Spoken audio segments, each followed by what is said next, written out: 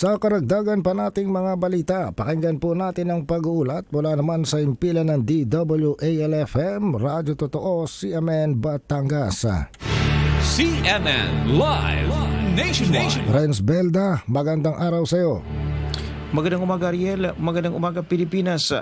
Nasa 45 wanted person ang naaresto ng mga operatiba ng Batangas Police Provincial Office o BPPO sa tuloy-tuloy na kampanya nito laban sa mga pinaghahanap ng batas sa ulat ng pulisya. Sa isang linggong manhunt operation na ikinasa ng Batangas Police, 45 wanted person ang naaresto, kabilang ang 10 nakatala bilang most wanted person at 35 individual ang nahuli sa other wanted person.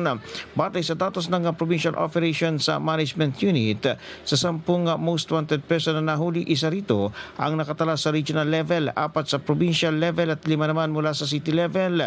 Naimpormahan na ang iba't ibang korte na nag-issue ng warrant of arrest kaugnay sa pagkakahuli ng mga wanted person.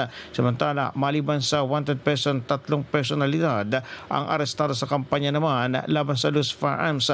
4 na barilang na-recover, 3 ang nasampahan ng kaso sa korte. Layunin nito na maiwasang magamit ang mga naturang hindi restadong baril sa mga illegal na aktibidad at mga krimen. Mula sa DWARFM 95.9, ito si Renz Belda ng CMN Batangas, nag-uulat live para sa CMN Pilipinas. CMN Live Nationwide.